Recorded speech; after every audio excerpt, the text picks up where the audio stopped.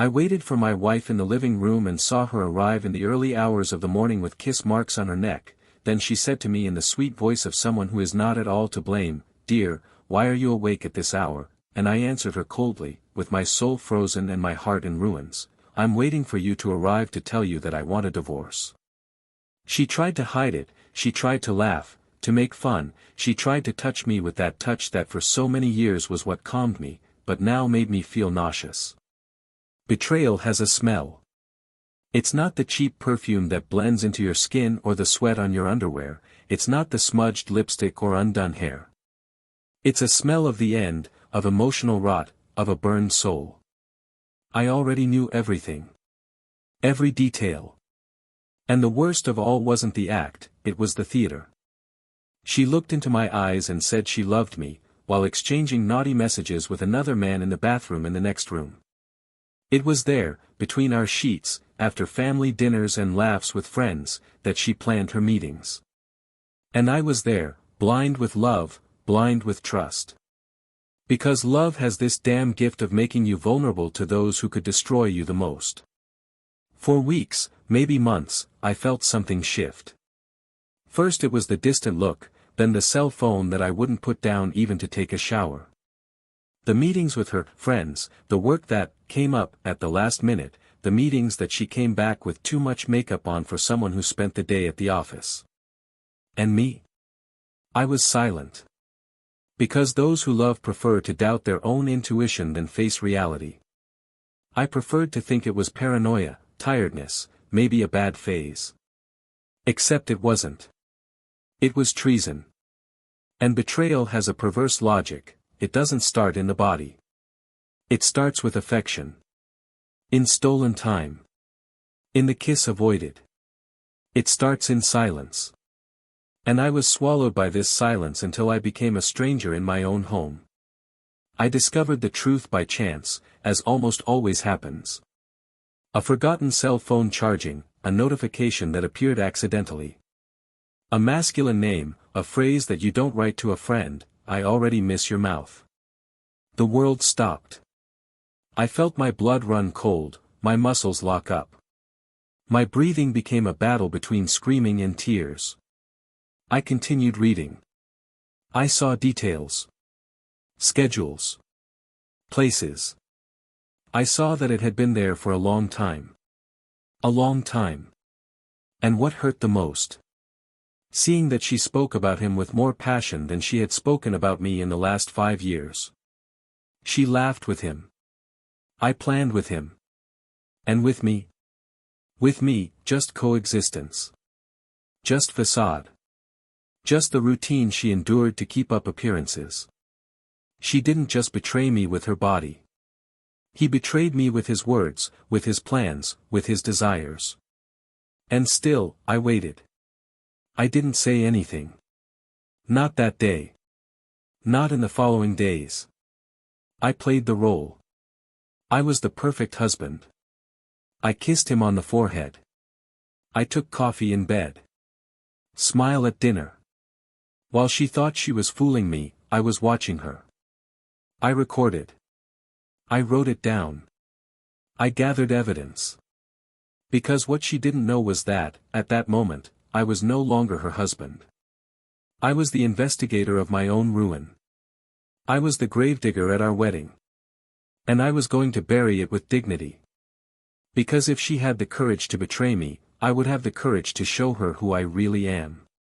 Because there is a cold fury that only the betrayed knows. It's not the scream. It's not the fight. It is the silence of someone who has already decided to leave, but will calmly watch the fall of the person who stabbed him. That morning, I was no longer in pieces. I was a solid decision block. When she came in and I saw those marks on her neck, I no longer felt angry. I felt sorry. Too bad she didn't know that was the last act. She entered smiling, as if carrying an exciting secret. He saw me and got scared. "Why are you awake at this time?" I smiled sideways, with the contempt of someone who is already beyond forgiveness. "I'm waiting for you to arrive so I can tell you that I want a divorce." The silence was absolute. For the first time, she lost her ground. He stuttered, tried to laugh, tried to deny it. But I stood up, looked her in the eyes and said, "There's no need to lie. I already know everything." She tried to convince me that it was a mistake, that it meant nothing, that it was just a moment. "It only happened once," she said. But I laughed. She laughed like someone who saw all the videos, read all the messages, listened to audios that she no longer remembered existed. She tried to touch my hand. I walked away. And then, despair. Because those who cheat never believe that they will be discovered.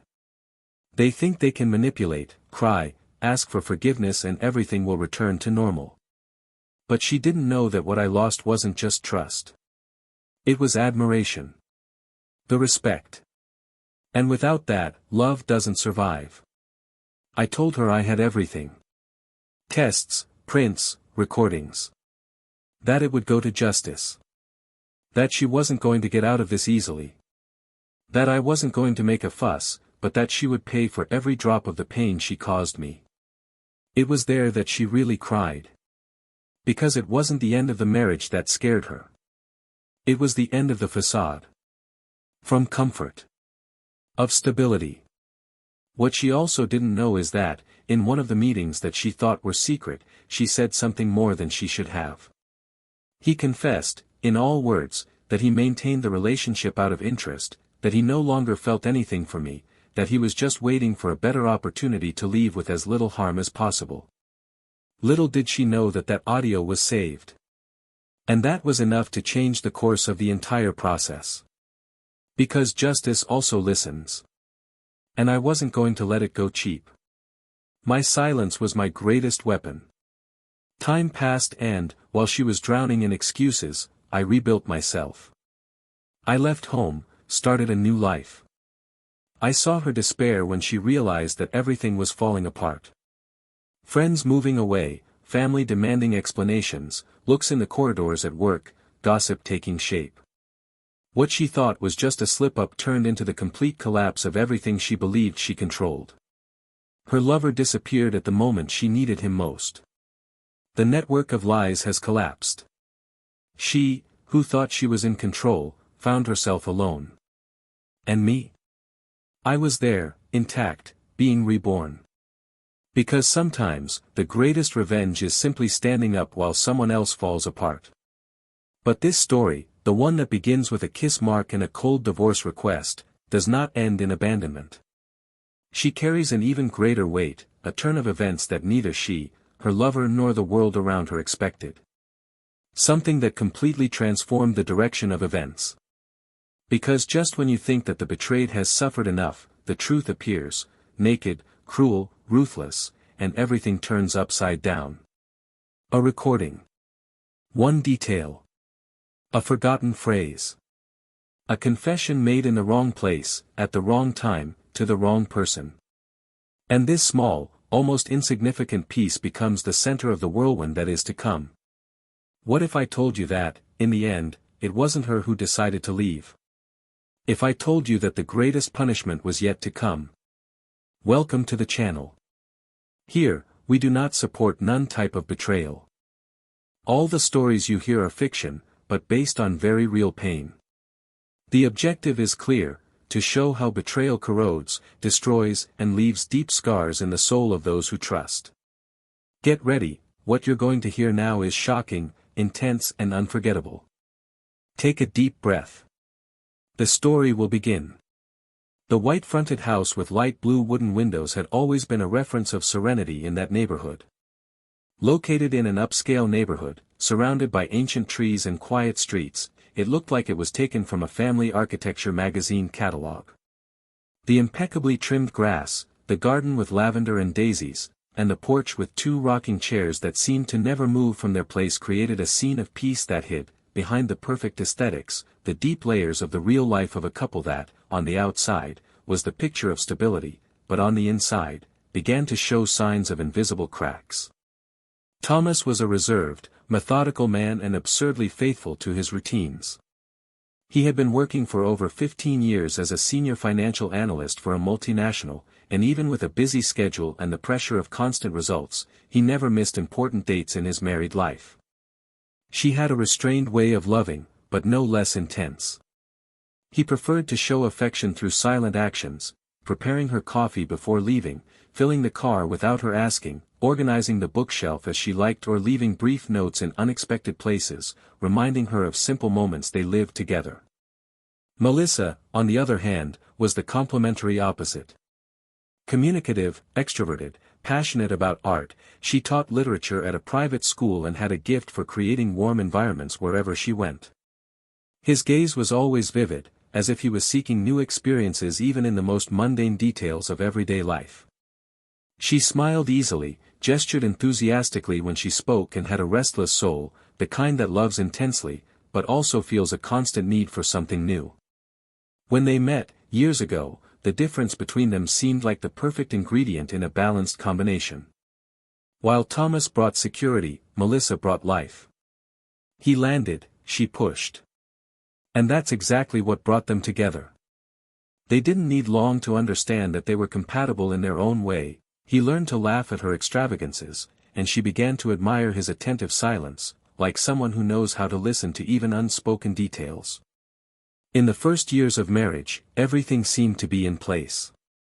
The trips planned in advance, the nights of wine and old movies, the lazy Sundays under the blankets, and the arguments resolved before dawn.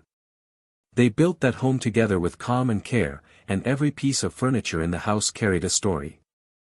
The kitchen table was chosen on a trip to Minas, the paintings in the living room were bought at street fairs that she loved visiting, the Persian rugs that he insisted on keeping, even though she thought they were too old. It was a lived-in house. With laughter. Smells like cake in the late afternoon. Smells like rain on the roof during the winter. With small discussions that turned into learning. A real home. But time, like an invisible sculptor, begins to shape relationships slowly and almost imperceptibly. There was no abrupt break. What happened to them was what happens to many, a discreet erosion. Thomas, increasingly involved in goals, projects and travel, began returning home later. Fatigue created dark circles on his face and silence at his dinners. Melissa, still full of ideas and energy, began to delve deeper into her literary projects, school events, exhibitions and cultural meetings. Conversations that previously flowed naturally began to be filled with automatic phrases, full of goodwill but empty of real presence. They still loved each other, but the love felt like a habit, not a passion. Their hands still touched each other at coffee time, but they no longer squeezed each other intensely. Their eyes still met, but they no longer lingered on each other. There was affection, there was respect, there were memories, but something was missing that neither of them could name. And like every couple that builds a lot together, the fear of destroying everything because of something that might just be a phase made them avoid deep conversations. They preferred to dribble, they preferred to believe that time would resolve it, that intimacy would return on its own, that it was just the tiredness of adult life taking its toll. Melissa, despite realizing this distance, never stopped dedicating herself to the relationship. I still prepared surprise dinners for his birthdays, I still wrote notes when I saw he was stressed. Once, she organized a poetry night in the backyard, with lights hanging and soft music in the background, just to remember the days when she read him the verses that won her over. Thomas, although more closed, also tried. He brought her flowers the day she was promoted, he listened attentively to the school stories, even without understanding the nuances of the literary conflicts that she loved to debate so much. They tried. But the gestures began to sound like promises of a time that would no longer return. And there was another issue that made everything more complex. The couple never had children. Not by definitive choice, but by a mixture of biological difficulties and the constant belief that it wasn't time yet. Over the years, this became an avoided topic. It was like a cauterized wound, it didn't hurt like it used to, but that was where the silences began. And silences, when not welcomed, become abyss. They filled this void in different ways, Melissa with her creative world, her classes full of teenagers who saw in her a strong woman, and Thomas with his office, his numbers, his spreadsheets and the security that there, at least, everything could be controlled. In that routine that seemed stable, each one started to build small refuges. She created new circles of friendship, connected with people who made her laugh easily. He became more introspective, more absorbed in his universe of goals and deadlines. Little by little, without noticing, they stopped being accomplices and became just good coexistence. And it is precisely when everything seems too calm that the ground becomes fertile for deviations. The absence of conflict is often just the mirror of a lack of delivery. Thomas's travels began to increase. The company demanded an international presence, and he spent days, sometimes weeks, away. Melissa didn't complain. She understood.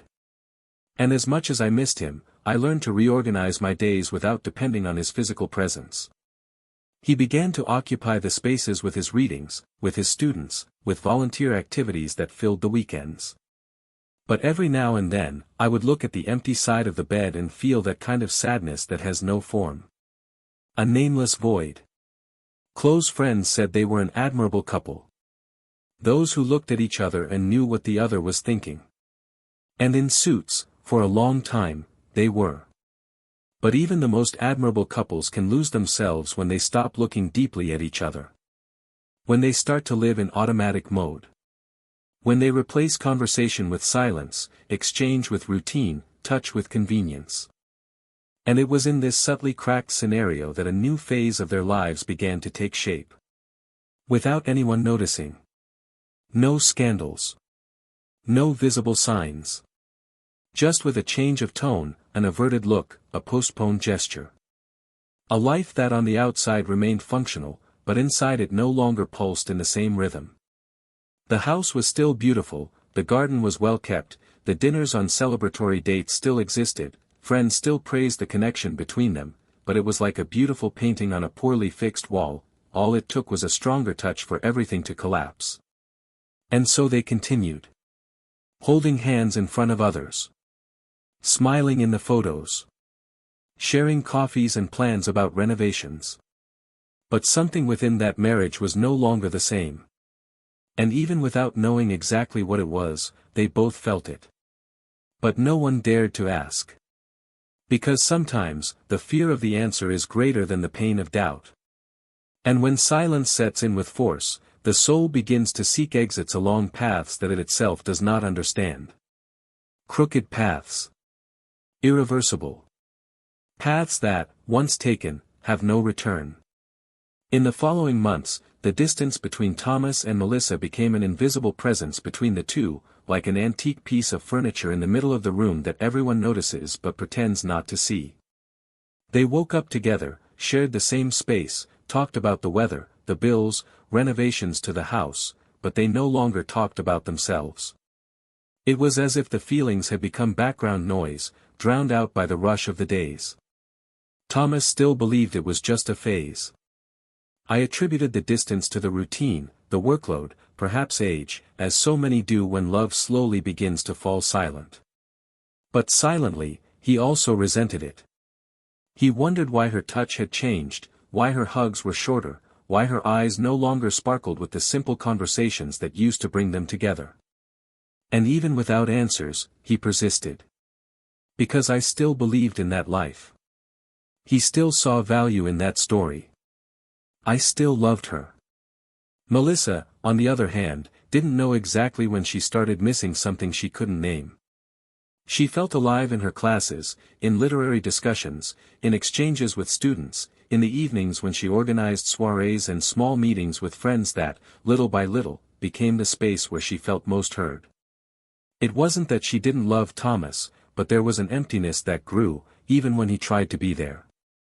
The kind of emptiness that isn't filled with flowers or words, but with real presence, with emotional connection, with that kind of touch that understands the soul. And in this space of lack and absence, the doors to the unexpected began to open. It was at a lecture on literature and affection that Melissa met Alan. He was a writer, a few years older than her, with a firm posture and a voice that effortlessly dominated the room. He had a magnetic presence, the kind that fills the room even in silence. After the talk, during the food and drinks that followed, they ended up talking by chance, laughing about a poem that they both criticized with the same irony. The connection was immediate. Not a sexual connection, but something more subtle, more dangerous. An intellectual affinity, an emotional mirror. The conversation flowed easily, as if they had known each other for a long time. He talked about his books, about experiences, about losses and new beginnings. She listened intently, enchanted by the way he looked into his eyes as he spoke, as if each word was chosen to hit her exactly where it needed to be touched. Over the next few days, they began exchanging messages. First about literature, then about life. The messages became frequent, intimate, loaded with a subtext that neither of them named. Alan was respectful but incisive. He knew how to provoke without seeming vulgar. He knew how to praise without sounding self-serving. And Melissa, immersed in doubts, found herself increasingly pulled by that feeling of being seen, of being heard, of being desired in a way she hadn't felt in a long time. She started to smile to herself as she read the messages. She started looking for justifications to go out alone. Arranging innocent meetings that, little by little, stopped being just that. Thomas didn't suspect it. I still believed that things were getting back on track. I was excited about a new project at work, and I was planning a trip for two, a fresh start, perhaps. He kept the idea of taking her to that hotel where they spent their honeymoon a secret, a gift, a surprise, an attempt to rekindle what seemed to have cooled down. Meanwhile, Melissa delved deeper and deeper into the parallel universe she was building with Alan.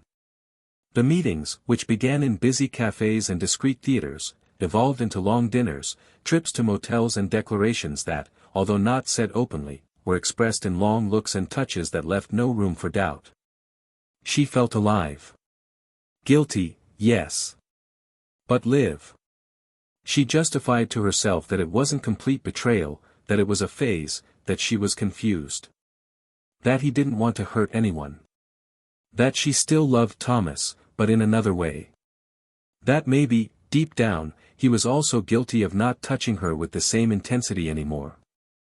And so it went on, in a cycle of pleasure and remorse, of euphoria and anguish. Until, one weekend, Thomas returned early from a trip. The flight, scheduled for Sunday night, was brought forward to Saturday, without him telling her, wanting to surprise her. He bought flowers on the way, a wine that she liked, and went up the stairs smiling, feeling his heart racing like in the first years of marriage. The half-open bedroom door paralyzed him. The bag fell to the floor before his eyes could even understand what they were seeing. It wasn't just her naked body in messy sheets. It was the muffled laughter, the sound of another man in his house, the bed shared with someone who wasn't him. The silence was replaced by a dull ringing in your ears, a sudden heat in your face, a nausea that made your stomach turn. He didn't go in. He didn't scream. He didn't knock on the door. He just stepped back, closed the bedroom door as calmly as he opened it and went down the stairs slowly, like someone walking through a nightmare. In the car, with his fists clenched on the steering wheel, he felt his entire body shake. But he didn't cry. Not at that time. Something inside him had broken so brutally that not even the tears could come out. He stayed there for hours, in the dark, with the sound off, with his mind blank. Just staring into space. I didn't want to go back. I didn't want to confront. I didn't want to say anything. I just needed to understand how love turned into that. Like someone who sleeps next to you for years, shares your toothbrush, your blanket, your most intimate secrets, can hurt you like that without hesitation.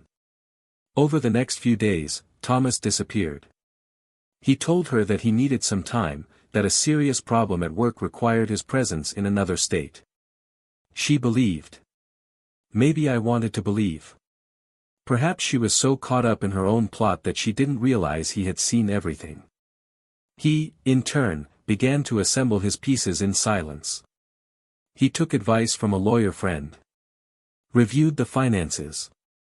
He looked for evidence. And as she collected evidence, each message, each call, each move she made became one more piece of the puzzle that she would soon see assembled before her own eyes.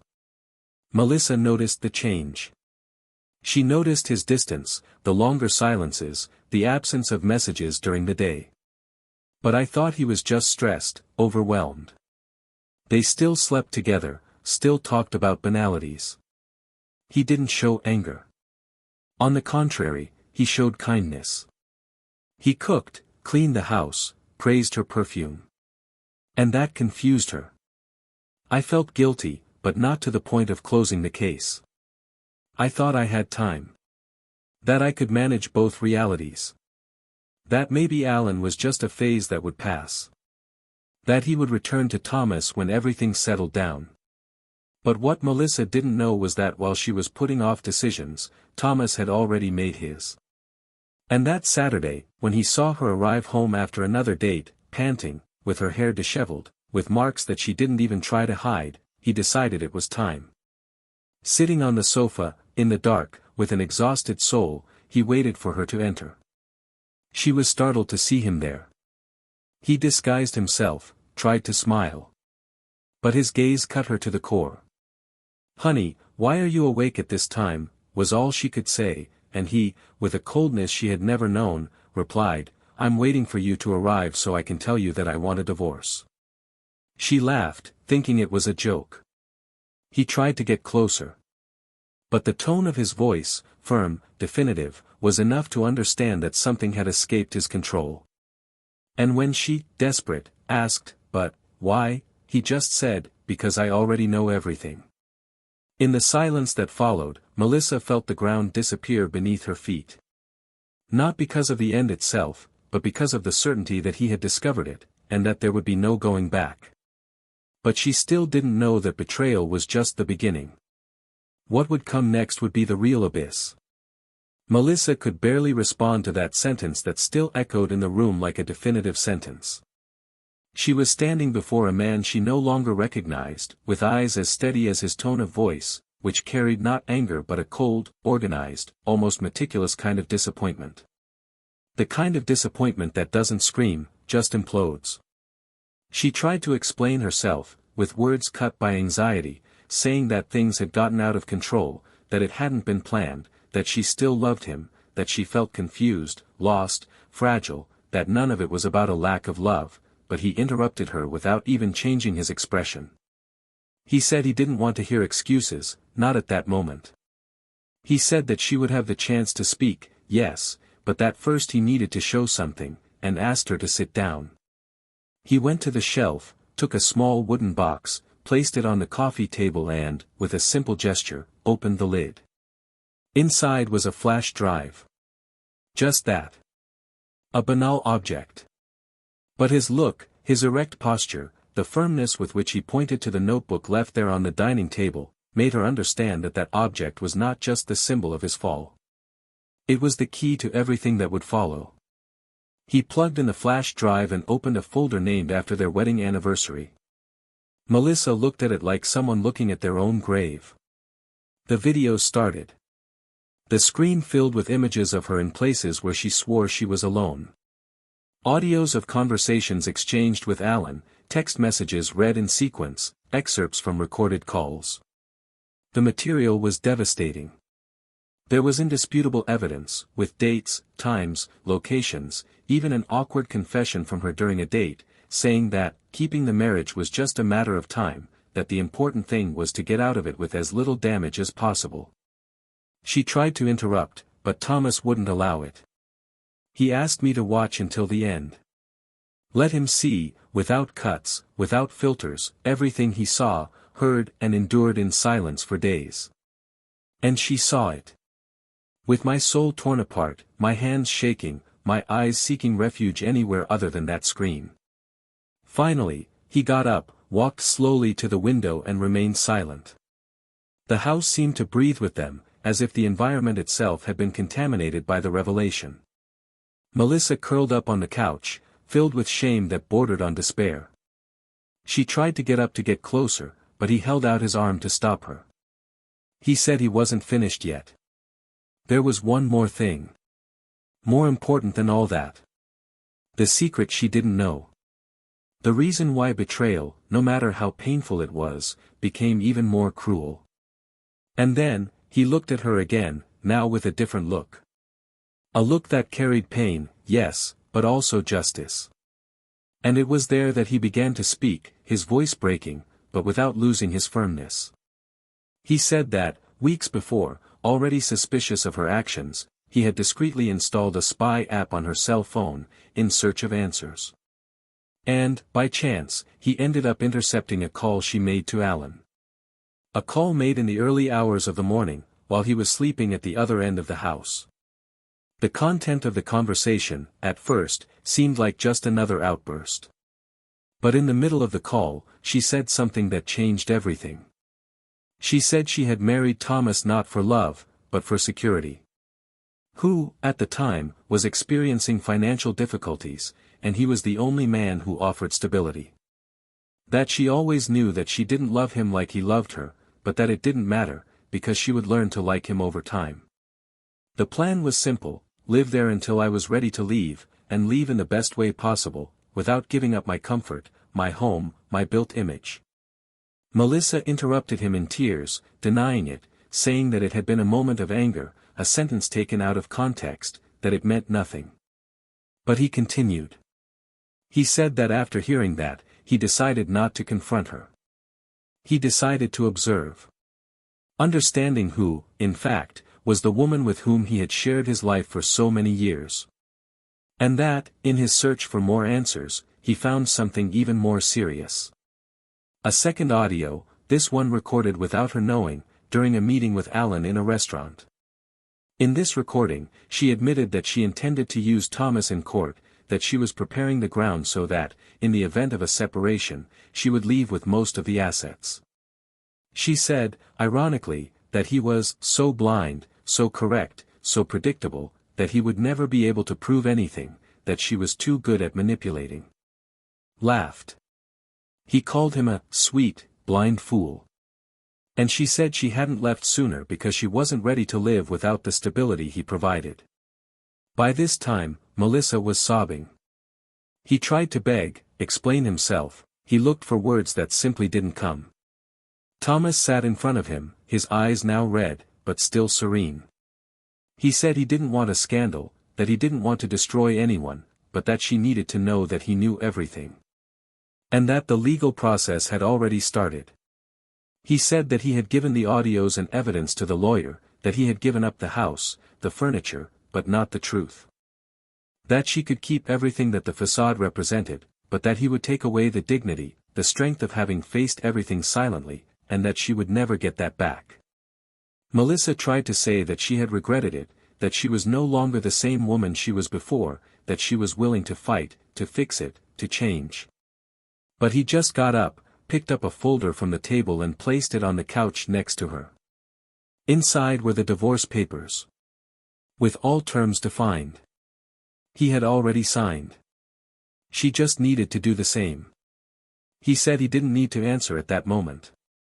That I would have time. But from that day on, he would never return to that house.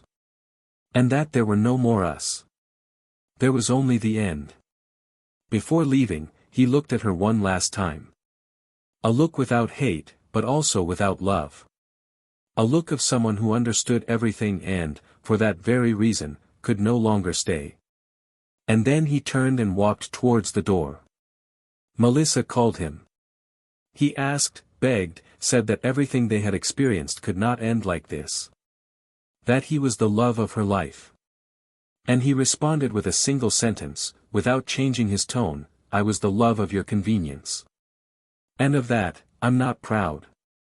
And at that moment, when the door closed with a dry click, the silence that fell was the most deafening that Melissa had ever experienced in her entire life. Because for the first time, she understood that she had lost not just a good man, but everything he stood for. And that no forgiveness, no matter how sincere, would erase the brutal truth revealed that night. And there, on the floor of the room that she herself helped decorate, with her eyes blurred and the documents in her hands, she began to understand that there was still a price to be paid. A price that would come with interest. And it wouldn't end there. The sound of Thomas's retreating footsteps was swallowed by the windless night, and Melissa remained motionless, slumped on the sofa as if her body had lost weight. The folder with the divorce papers still rested on the upholstery next to him, but now it seemed twice the size, triple the weight. His eyes were dry, not from lack of pain, but from excess. It was as if everything inside was collapsing, but silently, like buildings collapsing without making a sound. The house, that house that for so many years had meant refuge, now seemed like a strange place. The painting seemed to mock the life that never really existed. The scent of lavender coming from the diffuser in the corner of the room now caused nausea. Every detail of that environment brought a vivid memory of a man who loved her in a way that she didn't know how to recognize in time, and who was now, definitively, gone. She didn't try to run after him. Not that night. Something inside her said that his presence, however brief, had been her last chance to regain some trace of dignity. He got up with difficulty, with wobbly legs, and went to the bedroom. He sat on the edge of the bed and looked at his image in the dressing table mirror. The face still made up, but deformed by the impact of emotions. She took off her earrings, her shoes, her clothes, as if she were also trying to strip away the choices she had made. He showered for almost an hour, but it wasn't his body that needed cleaning. It was memory. The conscience. Unconfessed guilt. He slept little, fitfully, waking up from time to time with the sound of the door clicking in his mind, like a cruel reminder that he was no longer there. The next day, the house seemed bigger. Silent in an uncomfortable way. Thomas's objects were no longer in their place. His dresser drawer, empty. The toothbrush, missing. Even the frame with the wedding photo was gone. She went through the rooms looking for any trace that proved that he had hesitated, that he had left any hint of doubt, but she didn't find any. It was as if he had prepared for weeks for this match. And deep down, she knew that yes, he had prepared himself. And the fact that he showed no anger or desire for revenge made everything even more unbearable. Because his indifference was the worst kind of sentence. Not knowing what to do, she called Alan. She needed to vent, she needed any kind of voice that would anchor her to reality. He answered with a warm, almost impatient tone, like someone receiving an out-of-hours call. She tried to talk, explain what had happened, the breakdown the night before, the exposure, the divorce filing, the audios, the flash drive, the details, everything. Alan was silent for long seconds and then said something she would never have expected to hear, "You've got me too involved in this story. I never wanted to be in the middle of it." The sentence landed like a punch. Melissa didn't react. He continued, now with a tone of someone who had been away for much longer than she realized, "You needed someone to listen to you, give you attention, make you feel alive. I was that someone, but I'm not the solution for your life. I never promised anything." She wanted to scream. "I wanted to swear." But he didn't have the strength. He continued, "I think it's best if we take a break, at least until things calm down. You need to work this out with your husband, or ex-husband, whatever." And hung up. Like this. No ceremonies.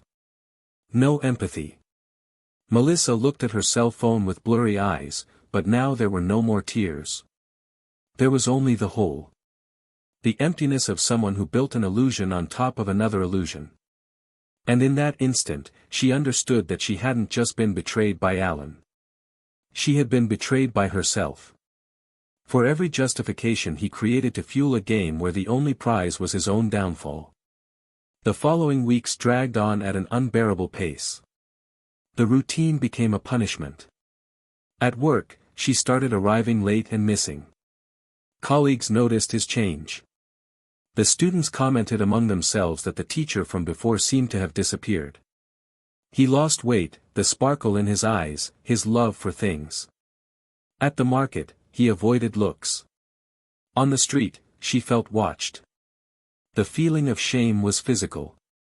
"I couldn't eat properly, nor sleep, nor read, nor write." A close friend tried to intervene, but Melissa cut the subject short with evasive phrases. "I didn't want compassion. I didn't want advice. I just wanted to disappear.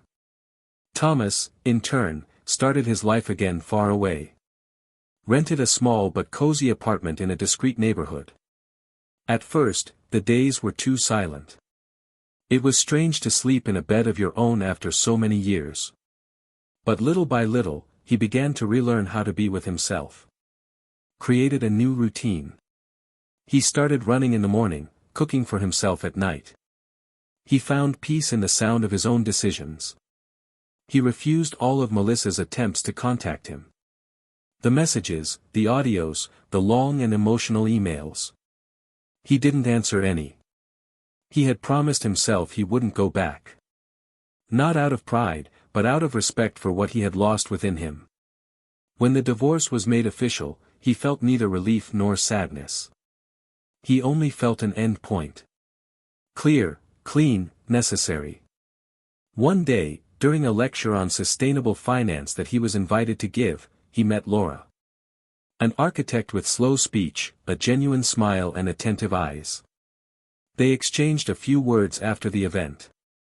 She praised his approach, he commented on the coffee they were serving, and the conversation, which started by chance, continued until the end of the cocktail.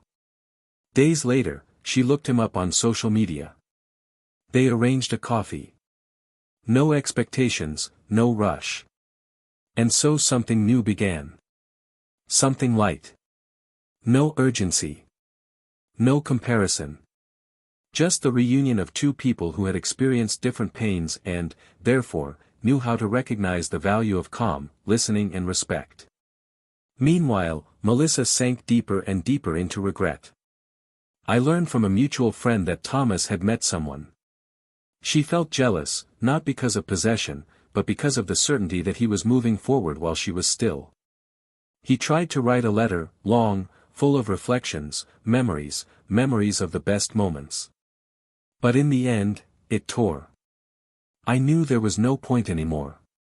No words written now would nullify what was said on the recordings. No tears would wash away what had been planned in the shadows. He started avoiding places where they could cross paths. I felt that, even if he didn't say anything, the look in his eyes would be enough to remind her that there was no more room for second chances. Years passed. Thomas and Laura decided to live together. They traveled on holidays, cultivated a vegetable garden on the balcony, and had a dog called Bento who loved sleeping between them on the sofa. One Sunday afternoon, while organizing old documents in a box that had been forgotten in the closet, Thomas by chance found a photograph of his old marriage. He and Melissa, smiling, in the late afternoon. He looked at the image for a few seconds, not with resentment, but with silent gratitude. That man in the photo had been someone else. That smile was sincere. But it belonged to the past. He put the photo back and went to the kitchen, where Laura was preparing coffee while softly humming some song.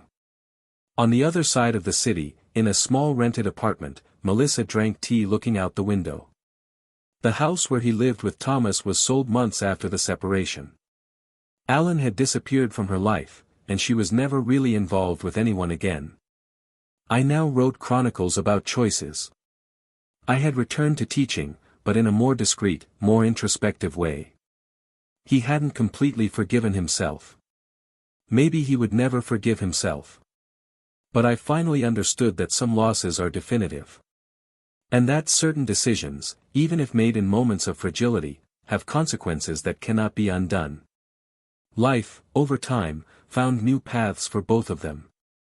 And even if paths never crossed again, the scars of that broken love would forever remain as a reminder. A reminder that when you play with someone's sincere affection, the return may not be anger, nor revenge, but absence. And this, among all punishments, is the quietest, and also the most definitive. Time seemed to have developed a new way of passing for both of them, a kind of strange rhythm where the hours no longer ran at the same pace, but followed different paths to two worlds that previously crossed daily.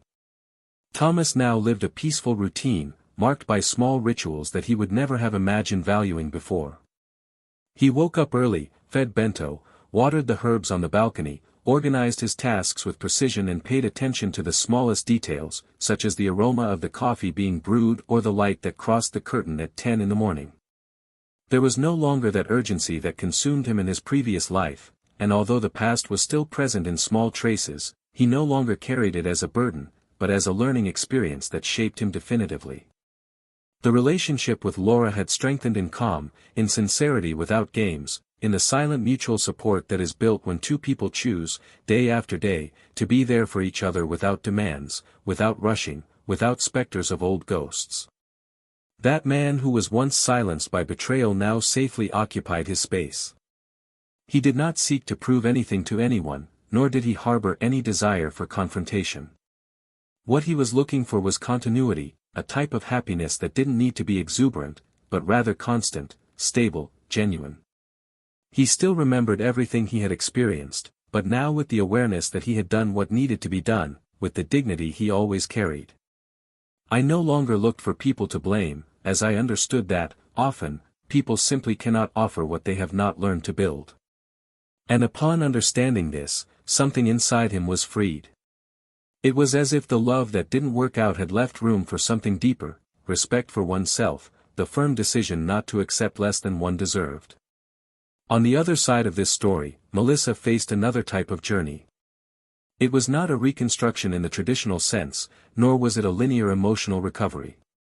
It was a tough process, marked by relapses, silences and constant internal confrontations.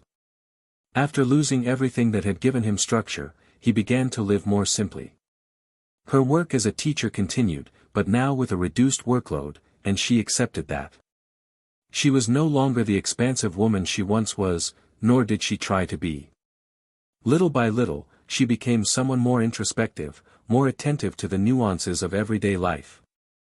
I used to spend my nights rereading old letters, unfinished texts, diaries from other times. Not with longing, but as a way of trying to understand where she started to fail herself, long before she failed Thomas.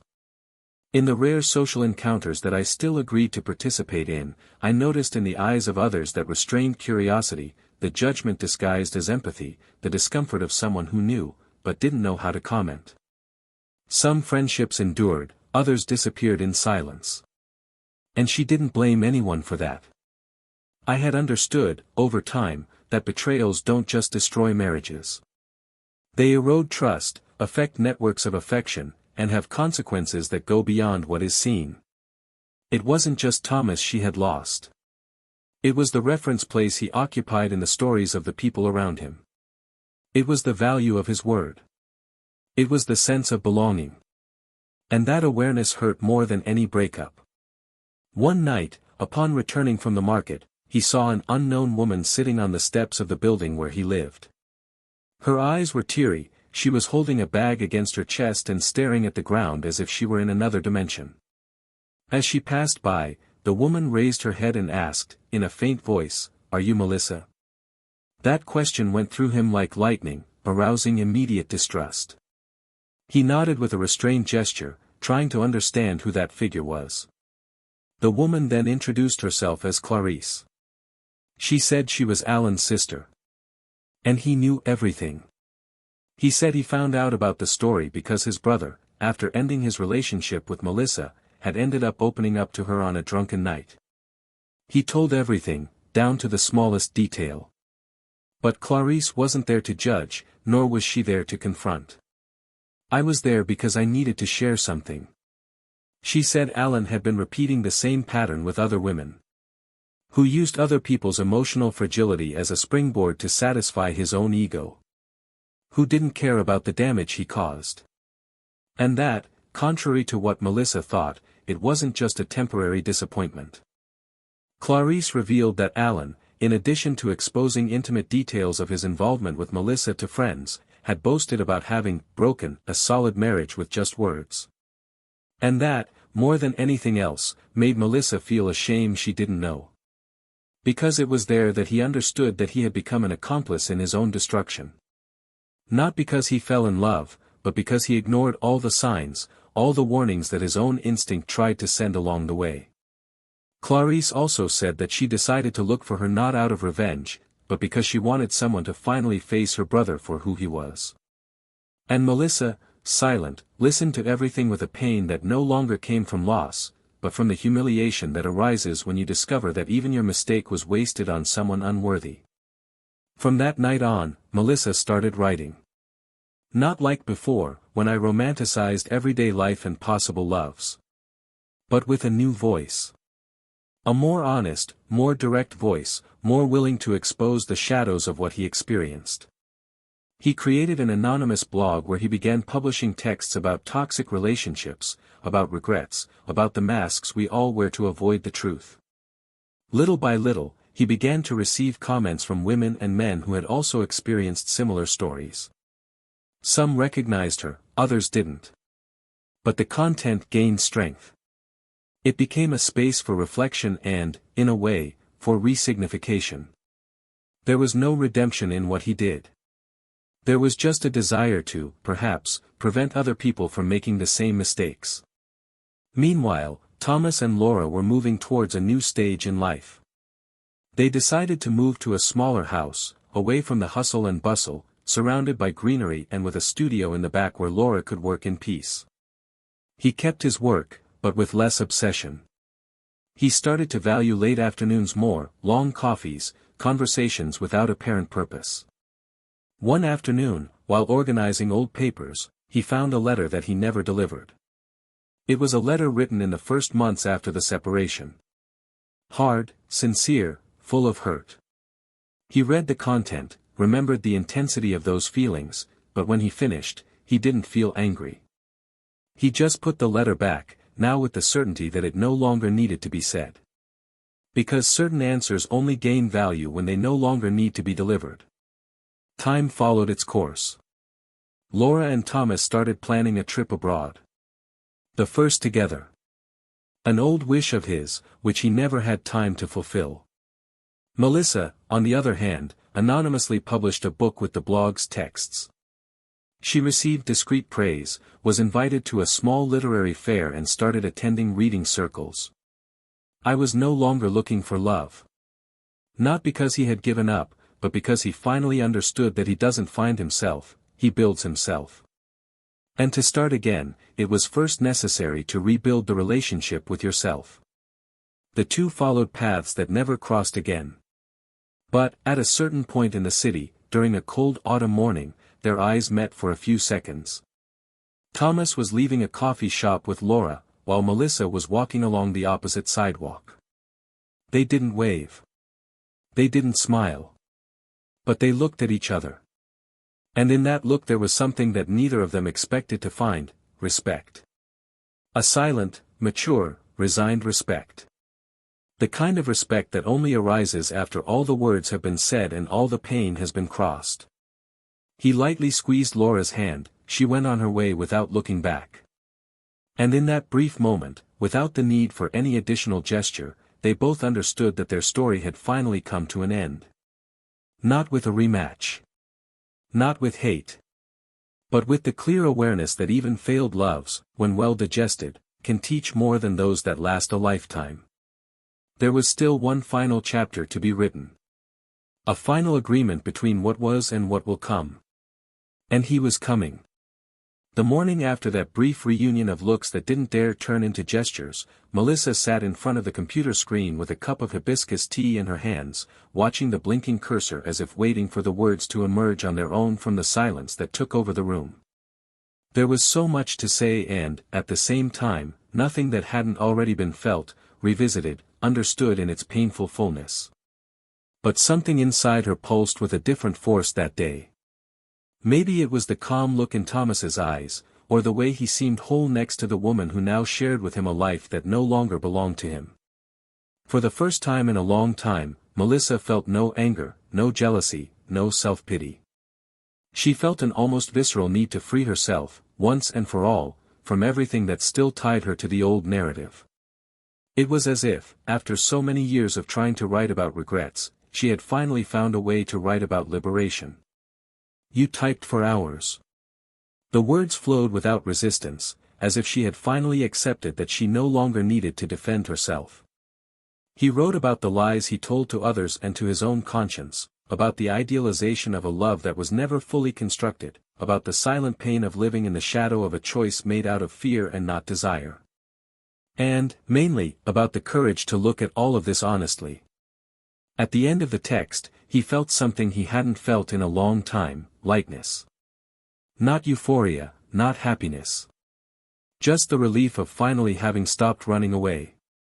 That same afternoon, Laura received a call from a cultural producer interested in her architectural work, asking her to attend a design event in a coastal city.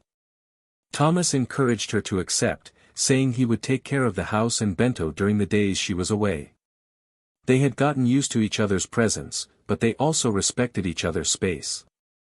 And this balance was, perhaps, what sustained the relationship so solidly. When Laura left, Thomas felt a subtle absence, but filled with the tranquility of knowing she would return. He decided to use those days to organize old papers, donations that were pending, update his files and, in a more introspective moment, review a forgotten folder at the back of the closet, where he kept documents from his previous marriage, records, letters that Melissa had sent after the separation and that he had never had the courage to read. Sitting on the living room floor, surrounded by piled memories, Thomas opened one of the letters, more out of curiosity than any intention of stirring up wounds. The text was long, carefully written, without excessive drama, but filled with a regret that rang true. She didn't apologize in the traditional way. Instead, it exposed the layers of pain, confusion, neediness, and pride that had led her to lose herself. She spoke of Thomas with respect, with affection, with a belated admiration that showed itself in small details that she remembered, the way he arranged the books by author, the times he waited for her to fall asleep before turning off the light, the way he held the steering wheel with his left hand resting on his chin on Sunday mornings. That letter didn't ask for anything. He just narrated. As if she needed him to know that, despite everything, her love for him had existed. Maybe not in the right way, maybe not in the right intensity, but it had existed. He finished reading with his heart racing. Not out of hope, not out of longing. But for a strange sense of completion. As if those words were written so that he could finally close a chapter with dignity not only for him, but also for her.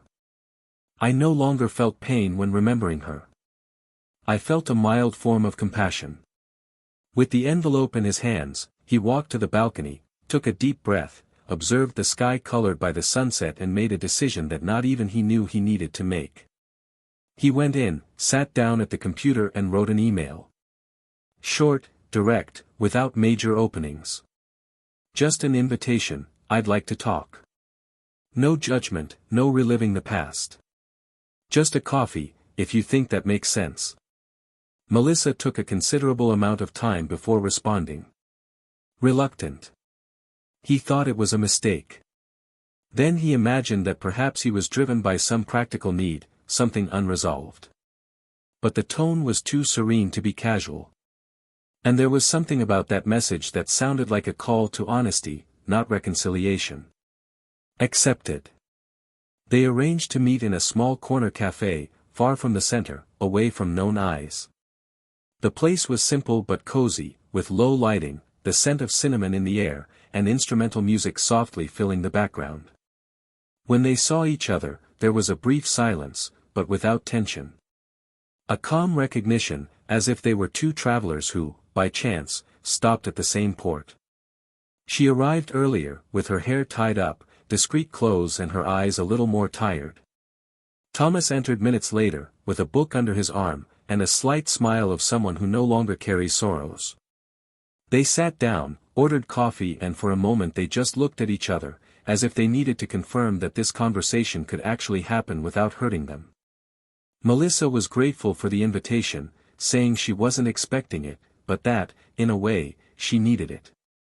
Thomas said he didn't plan to either, but that something compelled him to understand what hadn't yet been said. The conversation lasted more than an hour. Neither of them tried to justify the past. He spoke about the reconstruction process, about the new life he was leading, about the learning that only came after the silence. She shared her lonely journey, the repeated mistakes, the echoes of guilt she was still learning to silence. They talked about time, about literature, about decisions and forgiveness. At one point, Melissa said, with her eyes fixed on the cup, that what devastated her most was not the end, but the certainty that he had come out in one piece. That she expected him to break, to fall, to be angry, but that he chose the most difficult path, that of lucidity. Thomas replied that the pain did not spare him. That there were nights when I could barely breathe. But he learned that revenge is a poison that also destroys those who serve it. And that sometimes the best justice is to simply follow. When they said goodbye, there were no promises to stay in touch, nor suggestions of reunions. Just a long, sincere hug, which said more than any speech. She walked out of the cafe with firm steps, without looking back. He stayed a few more minutes, looking out the window, as if observing the end of a cycle with gratitude. I knew, with absolute certainty, that conversation was the last link between what they were and what they are now. And that, finally, they were free. That same day, upon returning home, Thomas found Laura finishing packing her suitcase. She came in, laughing, telling a funny story about the event, and he listened attentively, touching her arm with the softness of someone who knows they've found a new beginning. He didn't tell him about the meeting. Not by omission, but because I felt I was no longer relevant. The past was now properly in its place. And outside, Melissa climbed the stairs of her building, with a light breeze on her face, and for the first time in years, she felt like she could, perhaps, truly start over. The story wasn't over yet. But now, finally, it was heading towards a worthy end. Because some pains are not erased. They are resignified. And in the silence of sincere closures, there is more healing than in any apology. And from then on, everything that came ahead would no longer carry the weight of what was left behind. At the end of that summer that had been marked by subtle and irreversible changes, life continued, as it always does, but this time with a serenity that only those who have lost everything can understand. Thomas and Laura, after almost 2 years together, decided to make their union official in a small, discreet ceremony, only for close friends and family. There was no luxury, nor ostentation, but every detail of the wedding was full of true meaning. The vows they exchanged did not speak of exaggerated promises, but of real commitments, of acceptance, of continuity, of a conscious choice to build a future that respected what both had experienced up to that point. Thomas wore a simple suit and a smile that revealed a kind of peace that had never been forced. Laura, wearing light white and bare feet in the sand, held his hands like someone holding a new chance given by life with care and responsibility. It was in this scenario, to the sound of the waves, that he finally felt that the past, however painful it had been, had fulfilled its role, teaching to value what is light, sincere, and whole. After the ceremony, the two embarked on a trip through coastal villages, exploring landscapes that seemed to exist only for those who knew how to wait for the right time for things. There, far from everything that reminded him of old pain, Thomas wrote a letter to himself. Not to be sent, but to be kept. In it, he said he forgave himself for not having seen it, for having loved too much, for having insisted. And he also forgave Melissa, not because she deserved it, but because he deserved to stop carrying the weight she left behind. At the end of the letter, he wrote something that he had never dared to say out loud, that betrayal, however cruel it was, pushed him towards the most important encounter in his life, the encounter with his own dignity. Meanwhile, Melissa had published her second book, now signed under her own name. It was a collection of short stories and chronicles based on his experiences, but transformed by fiction. The title of the book was simple, Noises of Silence. The work gained prominence in women's reading clubs and, surprisingly, was nominated for a literary award for emerging authors. In one of the interviews he gave, he talked about how it was necessary to lose everything to finally hear himself. He said that the biggest mistake of his life was not falling in love with someone else, but allowing his shortcomings to speak louder than his honesty. She did not present herself as a victim, nor as a self-improvement hero. He presented himself as someone in constant reconstruction. And it was precisely this raw and true stance that captivated so many readers. Her words began to serve as a mirror for people who had also been hurt and who, like her, were trying to understand how to move forward without denying their own mistakes. One afternoon, while leaving an event to launch her book, she was surprised by Clarice, Alan's sister. It had been more than a year since they had seen each other, but Clarice's look was different now. She said, with a tense expression, that Alan had been fired after a complaint made by a former employee for moral harassment and that, since then, he had been reclusive, bitter, unstable. Melissa listened to everything in silence, without expressing surprise. I just said that I wanted him, one day, to face his own truth with courage. There was no more hate in her. Just a mature understanding that everyone reaps what they sow and that some people need to be knocked down several times until they understand that nothing solid can be built on a wounded ego. In the same week, he received a proposal to teach at a public university, coordinating a project focused on autobiographical literature as a therapeutic tool. Accepted. The change of environment was like a breath of renewal. He began to hold workshops with former inmates, women victims of violence, and teenagers in vulnerable situations. There, he saw firsthand that stories of pain are not exclusive to anyone and that, when shared responsibly, they can save lives. He discovered that the gift he always had for words could finally be used in a transformative way. One day, towards the end of the academic year, he received a simple envelope left at the university office. There was no sender. Inside was an old photo of her and Thomas, taken on a trip, and a note written in handwriting she recognized immediately: "You were part of my story. I hope you're happy with yours today." Smiled. He didn't cry. She kept the note in a wooden box, along with other small reminders of who she had been. It wasn't a request for a return. It was a real, definitive farewell. A way to gently end what had already been too painful. In the following months, Melissa became involved with someone new. It wasn't love at first sight, it wasn't overwhelming, it wasn't epic. It was slow. It was built in cafes after workshops, in conversations about books, on unpretentious walks. This time, she didn't try to impress, didn't try to hide her flaws. He told about his story, about his mistakes, about his learnings. And she was listened to with respect. I didn't know where this was going, and I didn't want to know. The important thing was that now, finally, he was able to live in the present without blaming himself for the past. Thomas and Laura adopted a child. A 7-year-old girl, full of energy and questions, who had gone through 3 temporary homes until finding a permanent home in them. The process was long and demanding, but when they saw her for the first time running through the yard of her new house, they understood that nothing they had experienced before compared to that. At night, when they put the little one to sleep, Thomas would sometimes watch her peaceful face and wonder, silently, how it had all been possible after everything. And then, he remembered a phrase he had heard from an old friend: "Sometimes, life breaks you down just to see if you have the courage to rebuild yourself better." Alan, in turn, continued to be dragged down by his own mistakes.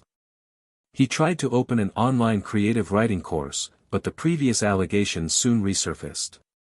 He became persona non grata in many spaces that previously applauded him. He began writing articles under pseudonyms, seeking to maintain some type of recognition. But the truth is that, internally, nothing had changed. And those who don't change, repeat. And whoever repeats it tires the world. His contacts became distant, the invitations stopped and the glow that once surrounded him became a shadow. And so, each character in this story followed their own path. Some with more scars, some with more healing. But everyone, without exception, was forced to confront what they avoided most, themselves. Because the true ending of a story is not just in the separation or the beginning again, but in how each person chooses to deal with the consequences of what they caused or allowed to happen. Thomas, with his choice not to retaliate. Melissa, with her courage to publicly admit her mistakes. Laura, with her light and firm delivery. And even Clarice, who dared to expose the truth even though she knew it could be misinterpreted. This was not a fairy tale story. It was a real story, with flawed characters, like the rest of us. A story that began with a hidden kiss and ended with a home rebuilt based on the truth. Because betrayal, although it breaks ties, also reveals what is true. And when you choose to face pain honestly, you can find, after the chaos, a place of peace. Now tell me, what did you think of this story? Did it touch you in any way? Have you ever lived or witnessed something similar? Leave your opinion here in the comments. I really want to know what you think about all this, and if you've made it this far, subscribe to the channel, turn on notifications and follow the next stories, because there's a lot of intense narrative coming up. And it's always worth remembering, this channel does not support any type of betrayal. We are here to show the consequences, lessons learned and the profound impact that a choice can have on the lives of everyone involved until the next story. And take good care of what is true.